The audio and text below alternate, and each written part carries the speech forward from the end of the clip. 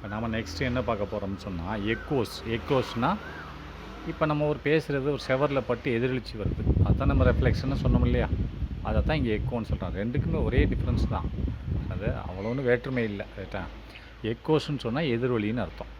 ஒரு ஒலி செவரில் பட்டு திரும்பி நம்மளுக்கு கேட்குதுன்னு சொன்னால் எதிரொலி நம்மளை நோக்கி வந்து நம்மளுக்கு கேட்குது, நம்ம பேசுகிறதே நம்மளுக்கு கேட்குதுன்னு சொன்னால், செவரில் பட்டு திரும்பி நம்மளுக்கு கேட்குதுன்னு சொன்னால் கொஞ்சம் நேரம் கழிச்சு கேட்கும்.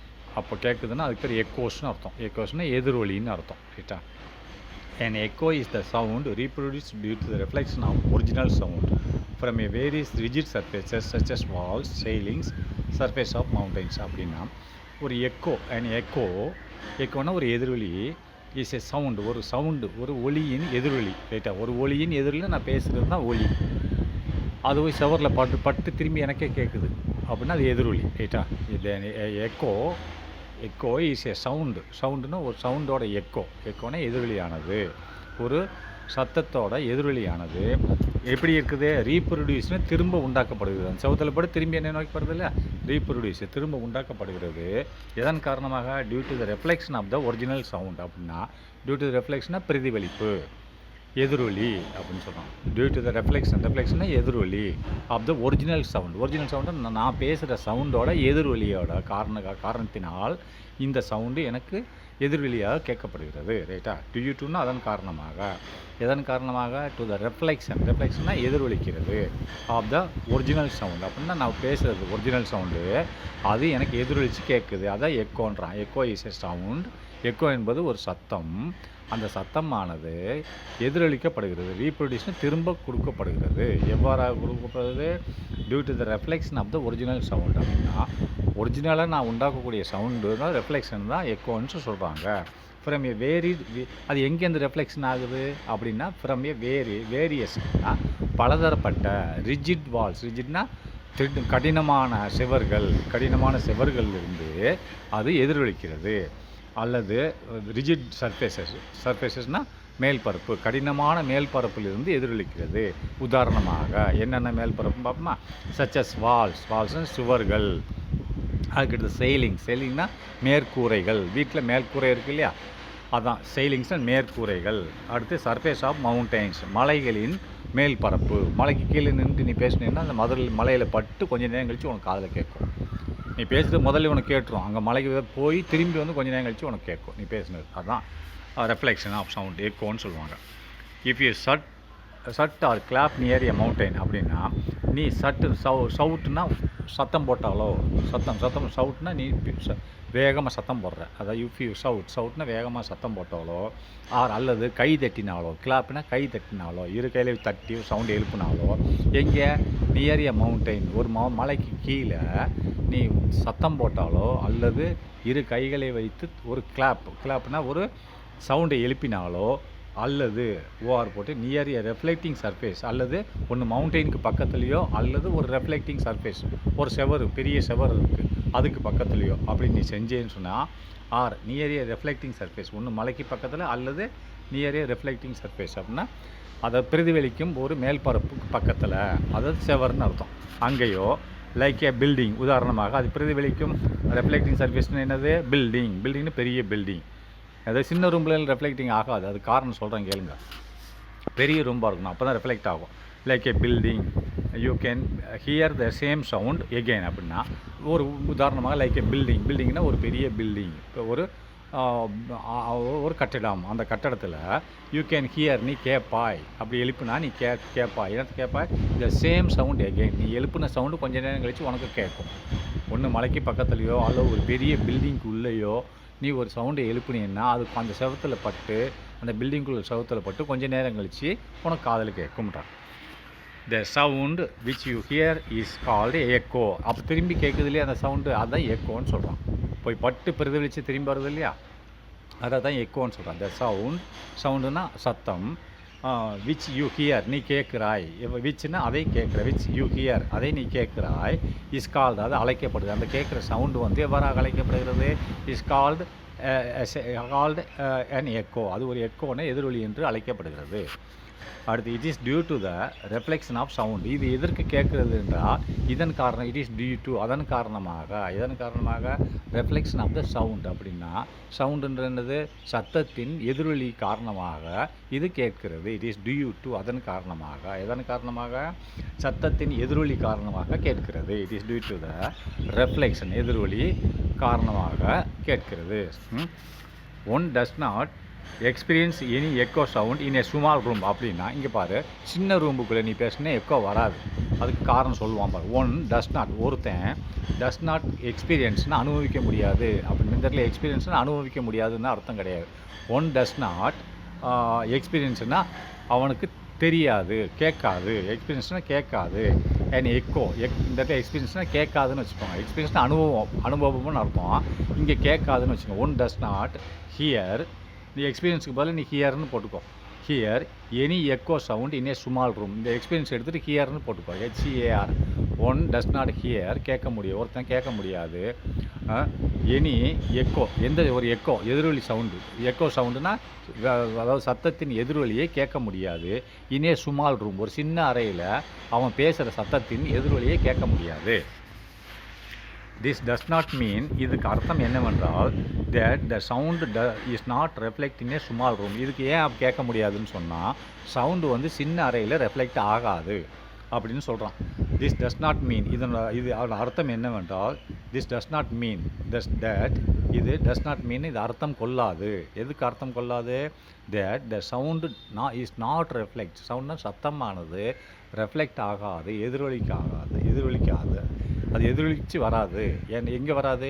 இனே ஸ்மால் ரூம் அப்படின்னு ஒரு சின்ன அறையில் அது எதிரொலிக்காது என்று சொல்லுகிறார். ரைட்டா? This is because smaller rooms does not satisfy the basic conditions for hearing the echo. அப்படின்னா இது எதற்காக வேண்டி என்றால், ஏன் கேட்கலைன்னா திஸ் இஸ் பிகாஸ் இதன் காரணமாக ஸ்மாலர் ரூம்ஸ் சின்ன அறைகள் எதன் காரணம் இஸ் நாட் டோன்ட் சாட்டிஸ்ஃபை திருப்தி அடையாது. அப்படின்னு திருப்தி அடையாதுன்னு அர்த்தம் கண்டிஷனை ஃபுல்ஃபில் பண்ணலை, எந்த சவுண்டோட கண்டிஷனை ஃபுல்ஃபில் பண்ணலை அந்த சின்ன அறை. ஏன்னா பக்கத்துலேயே செவர் இருக்குது, அதனால் தூரம் வந்தால் தான் கேட்கும், அதான் கண்டிஷன். அதாவது திஸ் இஸ் பிகாஸ், ஏனென்றால் ஸ்மாலர் ரூம்ஸ் டஸ் நாட் சாட்டிஸ்ஃபைனா அந்த ரூல்ஸை ஒபே பண்ணலை. எந்த ரூல்ஸை ஒபே பண்ணல? த பேசிக் கண்டிஷன்ஸ், அடிப்படை விதிமுறைகள். அடிப்படை விதிமுறைகளை இதில் இல்லை, இந்த சின்ன ரூமில் இல்லை. ஃபார் ஹியரிங் த எக்கோ அப்படின்னா இந்த எக்கோ எதிரொலியை கேட்குறதுக்கு பேசிக் கண்டிஷன்னா ஃபார் ஹியரிங் எதிரொலி கேட்பதற்கு பேசிக் கண்டிஷன், அடிப்படை கண்டிஷன்கள்னால் நியமனங்கள், அடிப்படை கொள்கைகள் டஸ் நாட் சாட்டிஸ்ஃபை இல்லை. எதில் இல்லை? ஸ்மாலர் ரூம், சின்ன ரூமில் இல்லை, அதனால் கேட்கல. திஸ் இஸ் பிகாஸ் ஸ்மாலர் ரூம்ஸ்னு சின்ன அறையில் கேட்காது. டோன்ட் சாட்டிஸ்ஃபை, அது வந்து சாட்டிஸ்ஃபை பண்ணலைன்னா அதை ஃபுல்ஃபில் பண்ணலை. இதாவது கண்டிஷன்னா நிலைமைகளை ஃபுல்ஃபில் பண்ணலை. என்ன conditions? For hearing the echo, ஒரு எக்கோவை கேட்குறதுக்கு உண்டான விதிமுறைகள், கண்டிஷன்னா விதிமுறைகளை இது ஃபுல்ஃபில் பண்ணலை சின்ன அறை. அப்படின்னா ஏன் ஃபுல்ஃபில் பண்ணலை? அது என்ன பெரிய அறையில் கேட்குது அப்படின்னா கீழே பார்க்கலாம். Conditions necessary for hearing and echo. அப்போ கண்டிஷன்ஸ்னால் விதிமுறைகள் நெசசரி தேவைப்படுகிறது ஃபார் ஹியரிங் எக்கோ, ஒரு சத்தத்தோட எதிர்வலியை கேட்குறதுக்கு சில விதிமுறைகள் தேவைப்படுகிறது அப்படின்னு சொல்கிறான். கண்டிஷன்ஸ்னால் விதிமுறைகள், எதற்கு? நெசசரி தேவைப்படுகிறது, எதற்கு? For hearing echo. அப்படின்னா எக்கோனா எதிர்வலி, நம்ம பேசுகிறோட எதிர்வலி நம்மளுக்கு காதில் கேட்கும். அது ஹியரிங் கேட்பதற்கு சில விதிமுறைகள் தேவைப்படுகிறது. The persistence of hearing for human ear is 0.1 second. அப்படின்னு பெர்சிஸ்டன்ஸ்னால் அதனோட கெப்பாசிட்டி. பெர்சிஸ்டன்ஸ்னால் கேட்கும் திறன். பெர்சிஸ்டன்ஸ்னால் திறன் அர்த்தம். இந்த பெர்சிஸ்டன்ஸ் ஆஃப் ஹியரிங் கேட்கும் திறன். பெர்சிஸ்டன்ஸ் திறன். அப்போ ஆஃப் ஹியரிங்னா கேட்கும் திறன். ஃபார் ஹியூமன் இயர், மனுஷனோட காதுக்கு கேட்கும் திறன். பெர்சிஸ்டன்ஸ் திறன் அர்த்தம். எதனோட திறன்? ஆஃப் ஹியரிங் கேட்கும் திறனானது யாருக்கு? ஃபார் ஹியூமன் இயர்ஸ், மனிதனோட காதுகளுக்கு இஸ் 0.1 செகண்ட். அது எவ்வளோ டயத்தில் இருக்குது? 0.1 செகண்டாக இருக்கிறது. மனுஷனோட காதுக்கு கேட்கும் திறன் எத்தனை செகண்டாக இருக்கிறது? 0.1 செகண்டாக இருக்கிறது. இதுக்கு அர்த்தம் என்ன? திஸ் மீன்ஸ் தட் இது அர்த்தம் என்னவென்றால் that you can hear 2 sound waves clearly. நீ கேட்கலாம், 2 சவுண்டு வேவை கேட்கலாம். ஒன்று நீ பேசுனது உடனே கேட்கும், அந்த ரெண்டாவது நீ பேசுனது செவத்தில் பட்டு திரும்பி வந்து கேட்கும், கொஞ்சம் நேரம் கழிச்சு கேட்கும், 0.1 செகண்டுக்கு அடுத்து வந்து கேட்கும். ரைட்டா? அப்போது நீ பேசுனது 2 டைம் கேட்குது. நீ பேசுனது உனக்கு உடனே கேட்குது, இன்னொன்று இங்கேருந்து செவத்தில் தூரமாக உள்ள செவத்தில் பட்டு திரும்பி வந்து கேட்குது, அந்த 0.1 செகண்டுக்கு அடுத்து. அதான் சொல்கிறேன். திஸ் மீன்ஸ் இதனோட அர்த்தம் என்னவென்றால், you can hear 2 sound waves, 2 ஒலி அலைகளை நீ கேட்கலாம், கிளியர்லி, தெளிவாக கேட்கலாம். ஒன்று நீ பேசுகிறது, இன்னொன்று செவத்தில் பட்டு திரும்பி வந்து கேட்குறது. If the interval between the 2 sound is, அப்போ இந்த 2 சவுண்டுக்கு நடுவில் உள்ள டைம் பீரியட் கேப் இருக்கணும். நீ பேசுறது உடனே கேட்டுருது, இன்னொன்று அங்கே போய் பட்டு திரும்பி வந்து கேட்குது, அது 0.1 செகண்ட் இருக்கணும். அப்போ 0.1 செகண்டுக்கு மேலே இருந்தால் தான் கேட்கும், அதுக்கு உள்ளே இருந்ததுன்னா கேட்காது. அதனால தான் இப்போ சின்ன ரூமில் உடனே வந்துடும், அப்போ கேட்காது. 0.1 செகண்டுக்கு முன்னாடி வந்துடும் டக்குன்ட்டு. ரைட்டா? ஏன்னா அது ஒரு செகண்டுக்கு 331 மீட்டர் போகுது. இப்படிங்கிறதுக்கு முன்னாடி ஒரு செகண்ட் 331 மீட்டர் போயிட்டு இருக்குது. ரைட்டா? அதனால் அது வந்து உனக்கு கேட்காது. அதான் சொல்கிறான். If the time interval between the 2 sounds, 2 sound உன்னை பேசுகிறதுக்கும் அங்கே திரும்பி போயிட்டு வர்றதுக்கும் நடுவில் உள்ள time interval gap.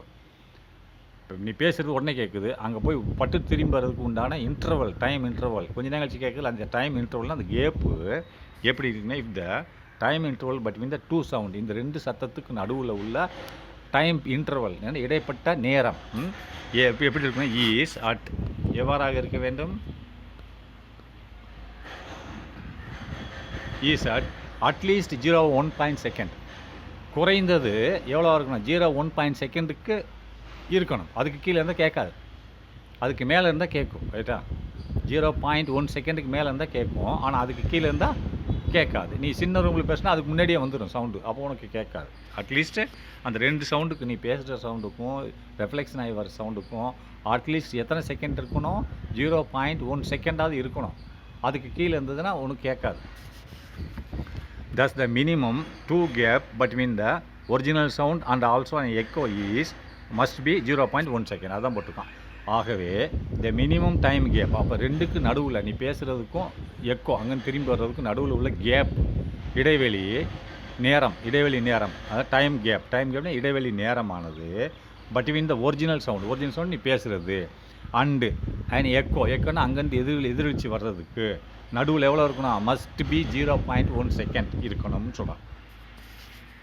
Next, the above criterion can be satisfied only when the distance between the source of sound and the reflecting surface would satisfy the following equation அப்படின்னு சொன்னால் நல்லா கவனிங்க. the above criterion அந்த விதிமுறைகள், இந்த மேலே சொன்ன கிரிட்டீரியன் 0.1 second இருக்கணும் 2க்கு நடுவில். ரைட்டா? எக்கோவுக்கும் நீ பேசுனதுக்கு நடுவில் ஒரு 0.1 செகண்ட் இருக்கணும். இப்போ இந்த மேலே சொல்ல விதிமுறைகள், கண்டிஷன், த எபோவ் கிரிட்டீரியன் விதிமுறைகள் என்னவாக இருக்கணும், கேன் பி சாட்டிஸ்ஃபைடுனா அதை திருப்தி அடையணும் என்ன அர்த்தம், கேன் பி சாட்டிஸ்ஃபைட்னு ஃபுல்ஃபில் பண்ணணும். எபோவ் கிரிட்டீரியன், இந்த மேலே சொன்ன கண்டிஷன்கள் ஃபுல்ஃபில் ஆகணும், அப்போ தான் உனக்கு கேட்கும். கேன் பி சாட்டிஸ்ஃபைட்னா ஃபுல்ஃபில் ஆகணும், நடைமுறைப்படுத்தணும். அதுக்கு கீழே இருந்தால் கேட்காது, 0.1 செகண்ட் கீழே இருந்தால் கேட்காது. Only when the distance between the sourceனால் நீ பேசுகிறது தான் சோர்ஸ். ரைட்டா? when the டிஸ்டன்ஸ்னால் இடைப்பட்ட தூரம். இப்போ எவ்வளோ தூரத்தில் இருக்கணும் வித்தியாசமாக நீ கேட்குற, நான் பேசுகிறேன், அந்த செவர் எவ்வளோ தூரத்தில் இருந்தால் கேட்கும் அப்படின்னு கேட்குறீல்ல, அதை தான் இப்போ பார்க்க போகிறோம். எவ்வளோ தூரத்தில், டயத்தை தான் சொல்லிட்டேன் 0.1 செகண்ட்ன்ட்டு, அதுக்கு மேலே இருந்தால் கேட்கும், அதுக்கு கீழே இருந்தால் கேட்காது. இப்போ எவ்வளோ தூரம் இருந்தால் கேட்கும் செவர் அப்படின்னு பார்க்கலாம். அப்போது தி எபோவ் கிரிட்டீரியன் மேலே சொல்ல ஒரு விதிமுறைகள் கேன் பி சாட்டிஸ்ஃபைட்னா ஃபுல்ஃபில் பண்ணுகிறது, நடைமுறைப்படுத்துகிறது. எதை, ஒன்லி வென், எப்போ அது நடைமுறைப்படுத்தப்படும், only when the distance between the சோர்ஸ்னு நீ பேசுகிறது வென் த டிஸ்டன்ஸ்னு இடைப்பட்ட தூரம். எதுக்கு இடைப்பட்ட தூரம், அந்த பேசுகிறவருக்கும் அண்டு சோர்ஸ்னு பேசுகிறவர் of the sound, of the source of the சவுண்ட்னா அந்த ஒளியை எழுப்பும் நபர், ஒளியை எழுப்புறது நான் தானே பேசுகிறேன் செவத்துக்குள்ளே வந்துட்டு, அப்போ நான் தான் ஒளியை எழுப்பும் நபருக்கும் அண்டு த ரெஃப்ளெக்டிங் சர்ஃபேஸ், அது பிரதிபலிக்கக்கூடிய செவத்துக்கும் நடுவில் தூரம் எவ்வளோ இருக்குன்னா would be satisfy the following equation, அது கீழ்கண்ட ஈக்குவேஷனை ஃபுல்ஃபில் பண்ணணும். இடைப்பட்ட தூரம் இந்த கீழ்கண்ட ஈக்குவேஷன் மூலிமா பார்க்கலாம்ன்றான். would be ரெஃப்ளெக்டிங் சர்ஃபேஸுக்கும் சோர்ஸ் ஆஃப் த சவுண்டு பேசக்கூடியவனுக்கு நடுவில் உள்ள தூரம் எவ்வளோ இருக்கணும், would be satisfiedனா ஃபுல்ஃபில் பண்ணணும். த ஃபாலோவிங் ஈக்குவேஷன், கீழ்கண்ட ஈக்குவேஷனை அது சமன்படுத்தினா கேட்கும்ன்றான். இப்போ பாப்பா எவ்வளோ டிஸ்டன்ஸ்னு. அப்போ வெலாசிட்டினா ஸ்பீடு. இந்த ஸ்பீடுன்னு வச்சுக்க, வேகம் எவ்வளோவா இருக்கணும் அப்படின்னு பார்த்தீங்கன்னா distance travelled by the sound. அப்போ டிஸ்டன்ஸ் ட்ராவல்டு பை சவுண்டு, நான் இங்கேருந்து பேசுகிறேன், அது செவரு வரைக்கும் போகுது, அதனோட டிஸ்டன்ஸ் ட்ராவல் ஆகுதா, டிஸ்டன்ஸ் ட்ராவல்டு பை சவுண்ட், அதான் சொல்கிறேன். அதை நான் பேசுகிறேன், செவத்தில் பட்டு திரும்பி வருது, அந்த செவத்துக்கு உண்டான தூரம் distance travel by the source. அதன் மேலே சொல்லியிருக்கேன், அந்த பேசுகிறவனுக்கும் செவத்துக்கு நடுப்பட்ட தூரம் டிவைடட் பை டைம் டேக்கன். அது எவ்வளோ நேரம் எடுத்துக்கிறது, இங்கேருந்து அங்கே போகிறதுக்கு எவ்வளோ நேரம் எடுத்துக்கொள்கிறது, ரைட்டா. அதை வகுத்தாச்சுன்னா எவ்வளோ வருதோ அதுதான்றான். இப்போது நல்ல வெலாசிட்டினா வேகம், அந்த சவுண்டோட வேகம். டிஸ்டன்ஸ் ட்ராவல்டுன்னு நான் அந்த ரூமுக்குள்ளேருந்து பேசுகிறேன், அந்த செவத்துக்கு அப்போ பேசுகிறதுக்கும் அந்த எதிரொலிக்கு செவத்துக்கும் நடுவில் உள்ள தூரம், அதை தான் சொல்கிறான். டிஸ்டன்ஸ் ட்ராவல்டு பை சவுண்ட் அப்படி அண்ட் பை டைம் டேக்கன், அது போகிறதுக்கு எவ்வளோ நேரம் எடுத்துக்கிறது. அப்போ V = 2D ஏன் போட்டிருக்கான், ஒரு D தானே போடணும், அது போயிட்டு திரும்பி வரணும் இல்லை. இங்கேருந்து போகுது 10 மீட்டர் போகுது, 10 மீட்டரில் ஒரு செவர் இருக்குன்னா 10 மீட்டர் போகுது, திரும்பி வரணும். அப்போ 2D தானே, போகிறதுக்கு ஒரு D, வர்றதுக்கு ஒரு D. என் காதில் வந்து கேட்கணும் இல்லை, போயிட்டு அங்கே நின்றுச்சுன்னா அது ஒரு D தானே. அப்போ 2D வரும், போகிறதுக்கு ஒரு D டிஸ்டன்ஸு, வர்றதுக்கு ஒரு டிஸ்டன்ஸு, சேம் டிஸ்டன்ஸு தானே. நாங்கள்கிட்ட போகல, அதனால தான் 2Dன்னு போட்டிருக்கான். போயிட்டு திரும்பி வர்றதுக்கு உண்டான தூரம். அப்போ இங்கேருந்து செவர் 10 மீட்டர்னா 10 × 10 20 மீட்டர்னு அர்த்தம். அதை 2Dன்னு போட்டிருக்கான். 2D/T அதுக்கு எவ்வளோ நேரம் எடுத்துக்கொள்கிறதுன்னு பார்ப்போம், ரைட்டா. இப்போது D தான் வேணும், அவன் D தான் கேட்குறான். அப்போ D இங்கிட்டு கொண்டு வந்துட்டு V இங்கிட்டு V என்ன பண்ணாது, D வேணும், D அங்கே வச்சுக்கோ, D ஒரு இடத்துல வச்சுக்கோ. அவன் D தானே கேட்குறான், distance between the source and the reflecting சர்ஃபேஸ்ன்றான். அப்போ D வச்சுட்டேன்னா கீழே உள்ள T இங்கே Vயோட போயிடும். அப்போ இந்த 2 கீழே வந்துடும். அப்போ VT/2, ரைட்டா. இப்போது சின்ஸ் ஆகவே அவன் என்ன சொல்லியிருக்கான், 0.1 செகண்ட் சொல்லியிருக்கான். டைம் தான் கொடுத்துட்டான் இல்லையா, 0.1 செகண்ட் இருந்ததுன்னா அதுக்கு மேலே இருந்தால் கேட்கும்னு சொல்லிட்டான். அப்போ 0.1 செகண்டை சப்ஸ்டியூட் பண்ணு மேலே. அப்போ D = V × 0.1 செகண்ட், ரைட்டா. அப்போ சப்ஸ்டியூட் பண்ணேன்னு சொன்னால் இப்போ மேலே 0.1 × V, அப்போ என்ன பண்ண முடியும், அப்போ ஒன்றும் பண்ண முடியும். அப்போ மேலே ஒரு 10ஆல் பெருக்கு, கீழே ஒரு 10ஆல் பெருக்கு. மேலே ஒரு 10ஆல் பெருக்குன்னா 0.1 ஆகும், 1 ஆயிரும், ஒரு சைவர் ரைட்டில் வந்துடுமா. 10ஆல் மேலே பெருக்கிட்டீங்கன்னா கீழேயும் 10ஆல் கீழே 10ஆல் பெருக்குன்னா 2 × 10 20 ஆச்சா. அப்போ மேலே 10ஆல் 1 பெருக்குனேன்னு சொன்னால் 0.1 × 10 என்ன ஆகும், 1 ஆயிரும். அப்போ 1 × V ஒரு V, ரைட்டா. 0.1 × 10 என்னது 1, அப்போ 1 × V ஒரு V, அப்போ V/20 அப்படின்னு போட்டான். இதுதான் என்னது டிஸ்டன்ஸு. இவ்வளோ டிஸ்டன்ஸில் இருந்தால் தான் கேட்கும் அப்படின்னா. இப்போ வா, thus the minimum distance required to hear an echo is 1/20th part of the magnitude of the velocity of the sound in air. அப்படி நல்லா கவனிக்க. இப்போ velocity of the sound in air எவ்வளவு, 331 அட் 0 டிகிரியில். ஏற்கனவே படிச்சிருக்கோம் கணக்கில், 0 டிகிரியில் 331 ப்ளஸ்ஸு 0.61 × T டெம்பரேச்சர் ஒவ்வொரு டிகிரிக்கும் 0.61 கூடிக்கிட்டே இருக்கும், ரைட்டா. இதுதானே velocity of the sound. Velocity of the sound in ஏரில் என்னது 331 ப்ளஸ்ஸு 0.61 Tன்னு டெம்பரேச்சர் வேரியேஷன். அப்போ அந்த T வந்து ஒரு டெம்பரேச்சர் கூட இந்த 331 கூட 0.61 கூட்டிக்கிட்டே இருக்கணும், ரைட்டா. இப்போ 10 T அப்படின்னா 10 × 0.61 பெருக்கி இதோட கூட்டினா இவ்வளோ வேகம் வரும். இப்போ 0 டிகிரிலேயும் 331, அப்போ அப்ராக்சிமேட்டாக 331, அது 340 வச்சுக்கேன். அப்போ இப்போ என்ன சொல்கிறான், 1/20th part, அதை நல்லா கவனிங்க. த minimum distance required to here an echo அப்படின்னா நம்மளுக்கு அந்த எதிரொலியை கேட்குறதுக்கு குறைந்த தூரம் தேவைப்படுகிறது. அது எவ்வளோ இருக்குன்னா 1/20th, 20 தானே போட்டிருக்கான். இந்த V/20, Vன்றது வெலாசிட்டி எதை குறிக்குது, velocity of the sound. Velocity of sound எவ்வளவு, 331 மீட்டர்/செகண்ட், S-1 பெர் செகண்ட்னு அர்த்தம், ரைட்டா. அப்போது 331ஓட கீழே டிவைட் பண்ணேன்னா எவ்வளோ மீட்டர் வருதோ அவ்வளோ மீட்டர் தான் உனக்கு டிஸ்டன்ஸ் வேணுன்றான். அதுதான் சொல்கிறான், இப்படி எழுதியிருக்கான். தஸ் ஆகவே த மினிமம் டிஸ்டன்ஸ் குறைந்த தூரம் எவ்வளோ தேவைப்படுகிறது டு ஹியர் அண்ட் எக்கோனா எதிர்வெளியை கேட்பதற்கு. அப்படின்னா எவ்வளோ தூரம் தேவைப்படும், 1/20th part of the magnitude அளவு, magnitude of the velocity of the sound in air. காற்றுல சவுண்டு ஒளியின் வேகத்துக்கு, வெலாசிட்டி ஆஃப் த சவுண்ட் ஒளியின் வேகத்துக்கு காற்றுல மேக்னிடியூட் அளவு எவ்வளவு 331 என்ன, அதான் V 331 அளவுக்கு 1/20th part, அதில் அந்த 331ல் 20ல் ஒரு பங்கு இருக்கணும்ன்றான். அப்போ 331 டிவைடட் பை 20ன்னு அர்த்தம். ரைட்டா? நல்லா கவனிச்சுக்கோங்க. த மினிமம் டிஸ்டன்ஸ்னால் குறைந்த தூரம் தேவைப்படுகிறது. அது எவ்வளோவா இருக்கும்? டு ஹியர் என் எக்கோ, எதிரொலியை கேட்பதற்கு. அது எதுக்கு 1/20 அப்படின்னா அந்த சவுண்டு சவுண்டோட 20ல் ஒரு பங்கு தூரம் இருக்கணும்ன்றேன். அதான் V/20 போட்டாலும் அதான் 1/20 பார்ட் ஆஃப் த மேக்னிடியூட்னா அது அளவு, அது வேகத்தோட அளவு. Magnitude of the velocity of the sound அப்படின்னா அந்த ஒளியின் வேகத்துக்கு காற்றுல ஒளியின் வேகத்துக்கு மேக்னிட் அளவுக்கு 1/20 வேணுமுன்றேன். அப்போ மேலே அதை போட்டு இது கீழே வந்து சரியாக போயிடும். இஃப் யூ கன்சிடர், நீ இதை நினைத்து கொண்டு இதை தீர்மானித்தால் இதை வைத்து இதை வைத்து the velocity of sound is 343 metre per second. Per second அர்த்தம். அது ms-1 போட்டான். ஆக்சுவலி 331 தான். ஐஸ் அது 0 டிகிரி செல்சியஸில். ஆனால் 344ன்னு போட்டிருக்கேன். அதாவது 1 டிகிரி ஒரு 10 டிகிரி எடுத்திருப்பான். ரைட்டா? 10 டிகிரி 15 டிகிரி எடுத்திருப்பான். அதனால் 344 வெலாசிட்டி ஆஃப் த சவுண்டுன்னு போட்டு கீழே 20ஆல் டிவைட் பண்ணினா அதான் 344 metre per second. Per second கீழே உள்ளது மேலே வச்சுன்னா S-1 SI யூனிட். ரைட்டா? அப்போ next the minimum distance required to hear and echo is 17.2 metre. ரைட்டா? இதை வகுத்துருக்கான் பாருங்களேன். இந்த 344ஓட டிவைடட் பை 20 போட்டேன்னு சொன்னால் இது என்ன வரும் உனக்கு? 17.2 மீட்டர் வரும். ரைட்டா? Okay. Next application of echo next இதில் பார்க்கலாம்.